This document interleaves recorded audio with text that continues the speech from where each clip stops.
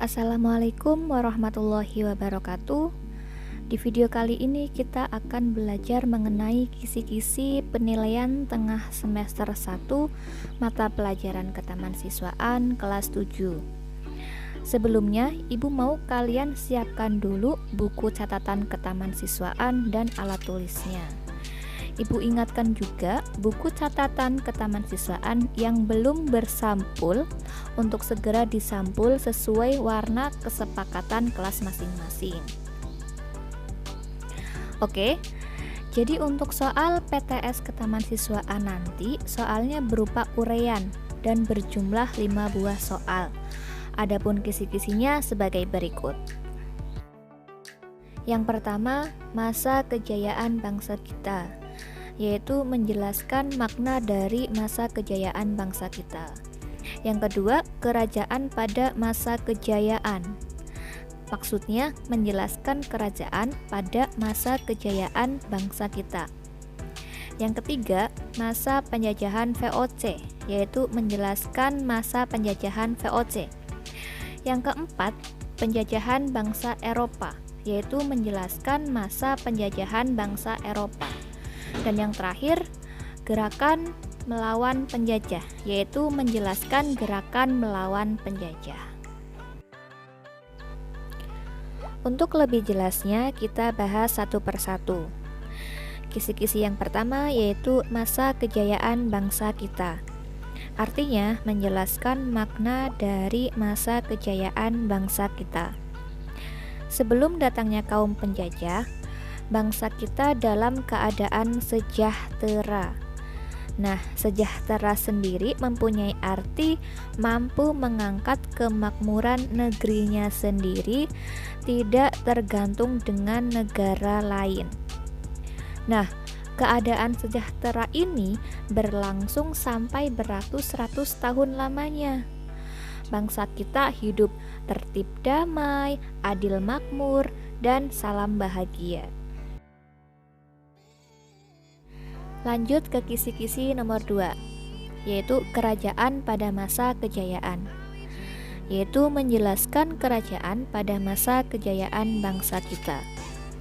Kejayaan bangsa kita dapat ditunjukkan dengan adanya dua kerajaan, yaitu Kerajaan Sriwijaya dan Kerajaan Majapahit. Kedua kerajaan tersebut mampu mewujudkan negara dan bangsa yang mandiri. Untuk lebih jelasnya kita bahas satu persatu, yaitu ada Kerajaan Sriwijaya yang berkesempatan menjadi pusat perdagangan dan pusat kegiatan kebudayaan agama Buddha di Asia Tenggara. Sedangkan untuk Kerajaan Majapahit ditunjukkan karena mampu menyatukan seluruh Nusantara, yaitu ada ribuan pulau, bermacam-macam adat istiadat, dan suku bangsa, atau biasa kita sebut dengan Bhinneka Tunggal Ika. Kisi-kisi nomor 3 yaitu masa penjajahan VOC, atau menjelaskan masa penjajahan VOC. Pada abad ke-17 sampai 18 Masehi, VOC atau Perkumpulan Pedagang Bangsa Belanda di tanah air kita mulai menguasai tanah air kita. Akibatnya bangsa kita menjadi sengsara. Namun bangsa kita tidak diam begitu saja. Bangsa kita melakukan perlawanan terhadap penjajahan VOC. Muncullah pahlawan-pahlawan bangsa pembela tanah air kita. Di antaranya ada Sultan Agung, Hasanuddin, dan Untung Surapati. Next, kisi-kisi nomor 4 yaitu penjajahan bangsa Eropa, yaitu menjelaskan masa penjajahan bangsa Eropa. Yang pertama itu ada bangsa Portugis. Bangsa Portugis ini yang datang pertama kali di tanah air kita, langsung menanamkan pengaruhnya di bidang ekonomi dan kebudayaan. Ini berlangsung pada abad ke-15 sampai 16 Masehi.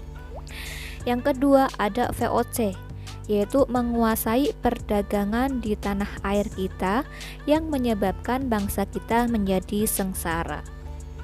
Dan yang ketiga ada bangsa Belanda yang memerintah dengan kejam dan mengambil keuntungan dari hasil penindasan bangsa kita. Namun dari sini pahlawan-pahlawan kita melakukan perlawanan.